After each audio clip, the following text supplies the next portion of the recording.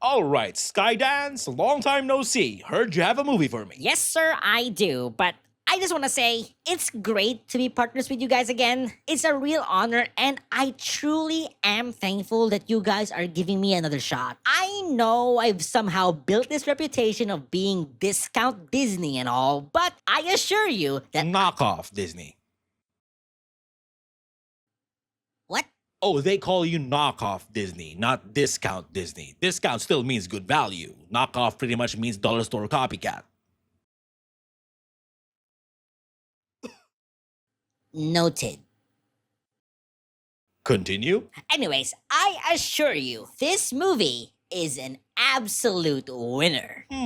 Okay, I'm listening. Okay, so here's the pitch. I was thinking of an animated movie where an entire nation is divided by an evil entity feared by all. Okay. Then our main character, as a kid, befriends another kid, but from a different tribe. But then the main character gets betrayed by that newfound friend. Oh, that's awful. Yeah, but the newfound friend only betrayed them because they did it for the sake of their own tribe. Oh, wow, moral conflicts.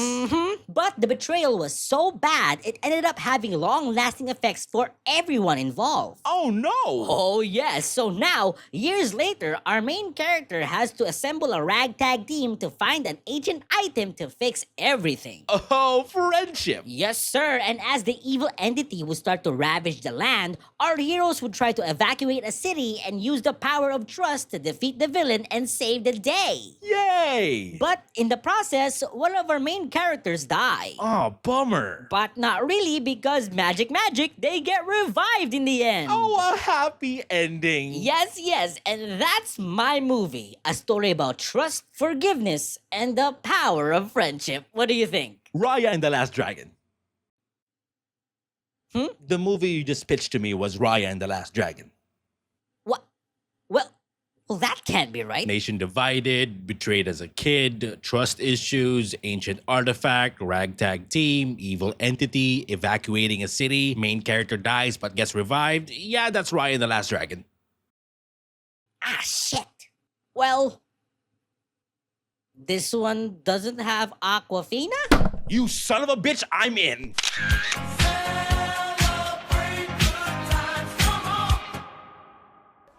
From the director of Tangled. Oh, hell yeah. And the visionary behind Toy Story. Oh, wow. Starring Academy Award-winning actor Michael B. Jordan. Whoa. And from the studio that brought you all-time classics such as Luck Uh-oh. and Spellbound. Oh, no. Comes the brand new animated movie, Swap. The film follows an unlikely duo who, after suddenly swapping bodies, are forced to set aside their differences and team up to survive in the wild. It's out now on Netflix, and let me tell ya, it just dominated the streaming space in its opening week. I mean, I think it became Netflix's biggest animated movie launch in history too, with over 80 freaking million views since release, surpassing some good old friends like K-pop Demon Hunters, Vivo, and... oh. You're in this? Okay. With a 67% on Rotten Tomatoes, Swap garnered generally positive feedback from the public, praised for its top-notch visuals and world building. And I thought it was okay. Yeah, nothing really too special. It was fine. It's not bad, but it's not great, so I guess it's just good? Like, it has its flaws, don't get me wrong. The story isn't anything new, the characters weren't all that interesting, and the pace and tone were all over the place. I don't know, the movie just didn't do it for me. Which is kind of weird, it doesn't make sense. Like, you had everything. You had the visuals, you had the score, the talent, the concept, and an open canvas to build your world. You had everything you could have possibly wanted to pump out a masterpiece, and this was the best you guys could come up with? Granted, the movie does do a couple of things well. The environment and visuals were nice. They had a twist that not only caught me off guard, but also made sense. And I thought they did a really good job in telling a story about rebuilding trust. Unlike a certain animated movie. But with that said, does Swapped really deserve all the praise it's gotten? Was it really that good that it warranted over 80 million streams? Or was it just an average movie blown way out of proportion? Well, let's find out. Hold on to your butts. This is Swapped.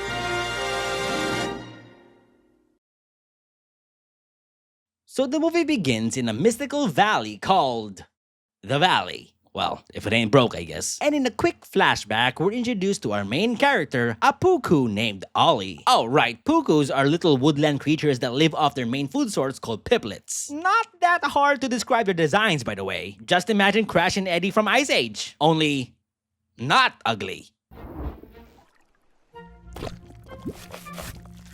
Yeah, see that craftiness and innovation from our little Ollie here? Notice how impressive and resourceful he is at such a young age?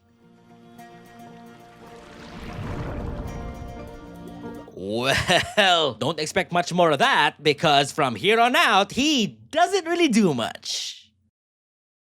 Oh, bro.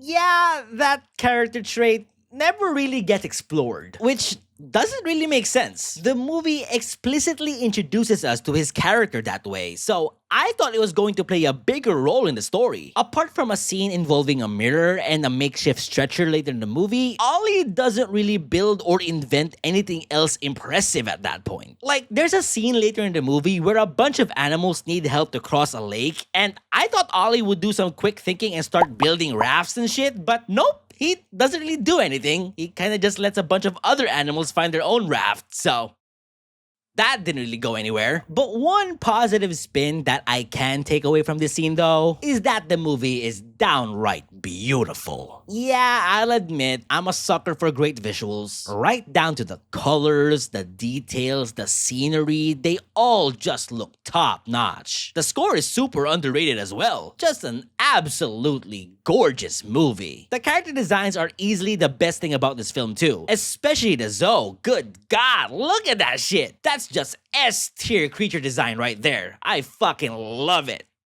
Except for the pukus, they have some work to do. But everyone else looks great. Anyways, back to the movie. I don't care what you saw. You don't go off island. I don't see what the big deal is. I was just exploring. He needs to know. Okay, so just to recap, we have a young, curious, adventurous kid living in a village led by an overprotective father who forbids anyone from leaving their island because of monsters. But a crazy little grandma helps us find context and reveal the truth and history about what truly came to be. Gee guys, kinda sounds awfully familiar, don't you think? So here's the backstory. Long ago, the valley was a peaceful place ruled by the great Zoe and their magical glowing pods, which allowed creatures to transform into any species they wanted and gave them the ability to speak with one another. But then the big bad firewolf came along and burned it all down, chasing the Zoe away, even killing some of them in the process. He plunged the creatures of the valley back to a life of fear and mistrust. Good job, Grandma. Gotta throw in the word mistrust there somewhere. Well, anyways, later on, Ollie befriends a baby Javin bird and shows her how to eat their little piplets. Shit kinda turns south really quick though, as the baby Javin backstabs the fuck out of Ollie and immediately calls for her flock, leading to Puku Island getting completely taken over by Javins. Ollie, what have you done? Bam bam bam ta na na na ta na ba na na na. Also, not to sound like a hater or anything, but it kinda annoyed me that when the Javins start invading the island, it cuts to the Puku Festival getting raided, but then we don't see a single Puku out there. A complete contrast from, 2 minutes ago. Fast forward to present day, and things aren't looking too good for the Pukus. The Javins have basically taken over their island, devouring nearly all of their food sources and leaving the Pukus frightened and starving. Hot take, I really don't like the time jump. I actually prefer younger Ollie as the main character rather than older Ollie. I don't know, I feel like a story about trust feels better in the lens of a younger character, you know? Like the innocence is still there. Like there's a lot of things that the older Ollie does that I'm pretty sure younger Ollie could still do. We need to find more piplets or Or what? we starve.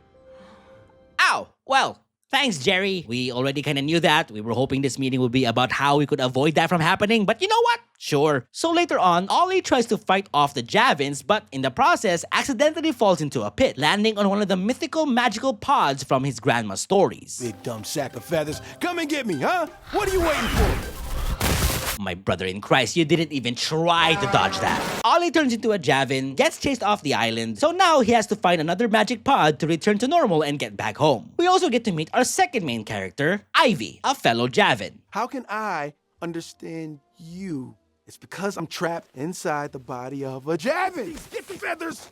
Wow, never seen an animated sequence where so many things are happening, yet absolutely nothing happening at the same time. What a bargain! Ollie also befriends a fish named Boogle, who luckily helps him find another pod. Was it a pretty glowing pod? Yeah? I've seen those. It's just right through the grove. Look for the big round dead tree. So from here on out, I guess the movie is just going to be about Ollie on a journey to locate and unearth an item that's lost beyond time. So lost, in fact, that it's been believed to not even exist. A mythos, a legend. Oh, how will our brave hero prevail over such a Herculean task? Ah, wait, what? That's it? It's right there? It's out in the open? Well, fuck me, I guess. Movie's over, folks. Good night. No, don't touch it. Into a Wait. poo-poo. You fucking idiot. So Ivy accidentally turns herself into a puku. And just like that, with some help from Boogle, again, it's now a road trip movie, where our main characters have to travel from point A to point B to finish the story. And as most road trip movies go, our heroes are faced with a variety of challenges that force them to cast aside their differences, work together, and inevitably strengthen their friendship. They first encounter a pack of wolves, in which they later evade. Then, oh no, snakes! Quick getaway there. Oh, there's those pesky little wolves again. And then later on in their adventure, they encounter the same pack of wolves. Okay? But then, oh gosh, rock bears! Don't get caught slacking now, guys! But wait, there's more. Because now, after a long journey, they have to deal with the same pack of wolves again. Are you fucking kidding me? Can you assholes just fuck off for like 2 seconds? Holy shit!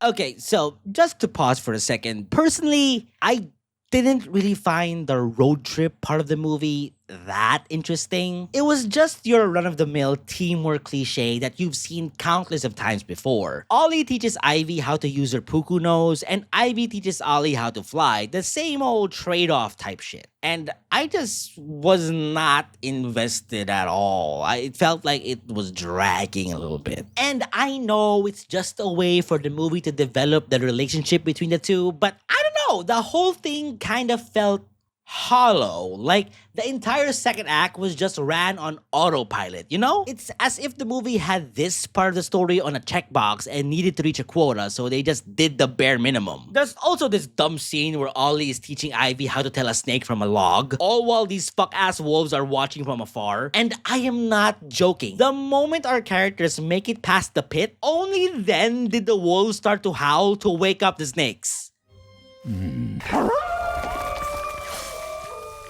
Bruh, now you decide to do that shit? Would've made sense if you did it while they were crossing, ya fucking dumbasses. But apart from all that, there is one thing I do want to highlight. Later on, they reveal that Ivy was the baby Javin who betrayed Ollie years ago, which leads to a serious rift between our two heroes. And as I said earlier in the intro, one thing I really like about this movie is the way it handles the conflict of rebuilding trust. There's a really good scene where Ivy and Ollie find a pod only to realize that there's just one left. And, well, this happens. Look, we don't have much time. I'll just take it. Why? Because I'll be a Javin again and we can fly around together and find another one.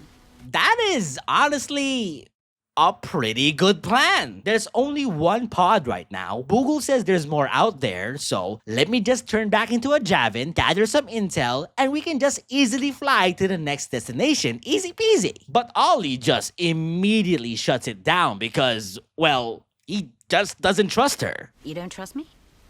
You don't trust me? Ouch.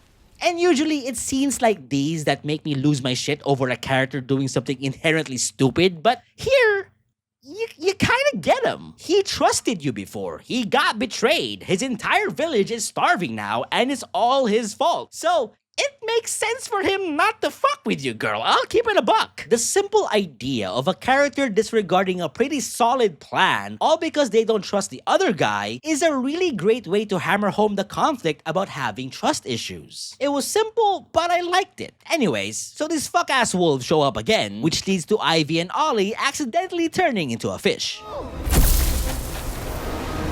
What the fuck?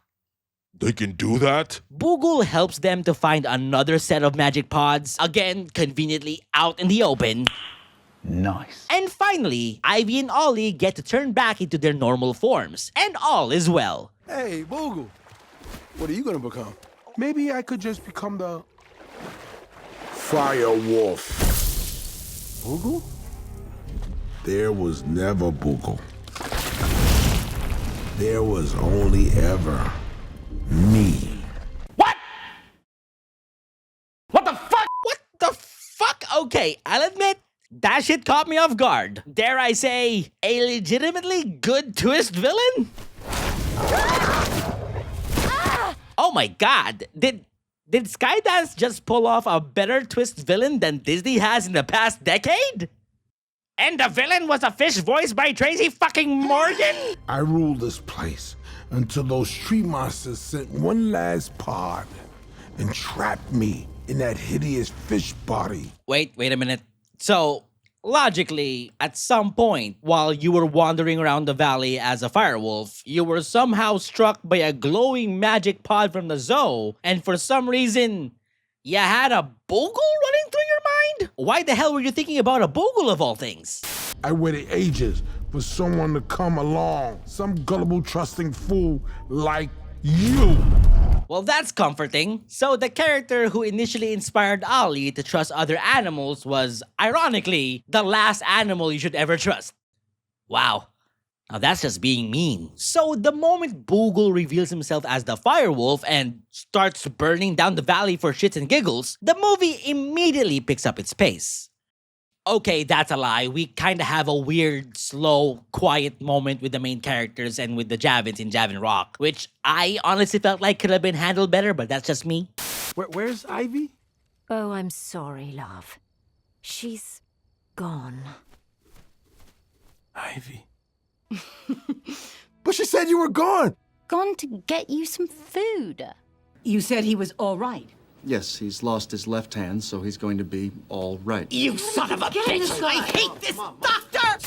Now, the third act gets a little weird. Don't get me wrong, it's probably the strongest part of the entire movie, but the tone shifts so dramatically that it ends up feeling like a completely different film. So the firewolf kind of just starts to burn down the valley. For what reason? Because he's a dickhead, I guess. And all of a sudden, our heroes need to find a way to evacuate the other animals from the fire. Yeah, because we don't have enough of those happening already.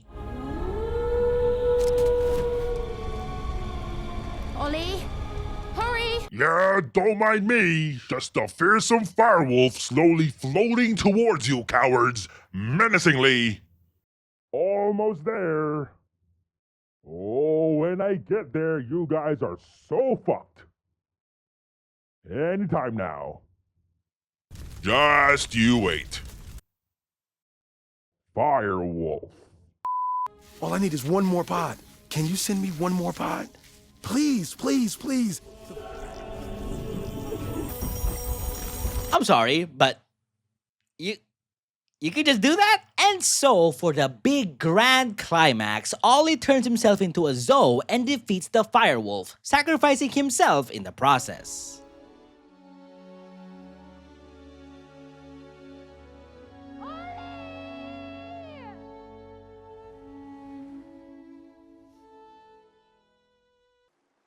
But since it's 2026 and nobody has the fucking balls to kill off any important characters anymore, turns out Ollie is alive! Took you long enough. Really, bro? You couldn't at least let your family know you weren't actually dead? You just let them go through the stages of grief for the entire season for nothing? Dick. Our heroes rejoice, the firewolf is defeated, everyone's sharing food now, the zoo returns to the valley, and all is well. The end. And that was Swapped. Pretty good stuff, huh? Eh. What do you mean, eh? I mean, eh. It's not groundbreaking or anything really special. It's just an okay movie. Though it does have a solid third act, everything else around it just felt like it ran on autopilot. The performances were somewhat decent, but nothing really to write home about. The main characters, they did fine. It did feel like they still needed some time to work together. I didn't really buy their friendship to be that strong, which I will admit 100% affected my feelings on the ending. The movie does have its strengths though. It's visually stunning, it's beautifully animated, the creature designs were great, the score was awesome, and the conflict and lessons of trust were handled really well. Overall, the movie is a good watch. Is it a fun movie? Yes. Is it up there to become a classic? Nah, not really. Do I see myself rewatching it in the near future? I don't think so, but I do think Swapped is still worth taking a look. It looks good and it's not that bad. And honestly, that's good enough. So with that, I'm giving Netflix's Swapped the good old reliable 7 out of 10. Oh, of course it's gonna give it a 7. He's been giving that shit left and right, blah, blah, blah. Well, now how about this? Fuck you, buddy. It's still a 7 out of 10. Deal with it. That's it for today's video. I hope you enjoyed your stay. If you liked the video, click the like button down below. Subscribe if you want more content coming your way, and click that notification bell icon as well. It helps the channel out a lot. Also, come check out my second channel. There's more content over there as well. Who knows? You might come to like it. I live stream there and on Twitch, so come on over. And that's about it. Thanks for watching. Have a great day or a good night, and I'll see you all next time. Bye!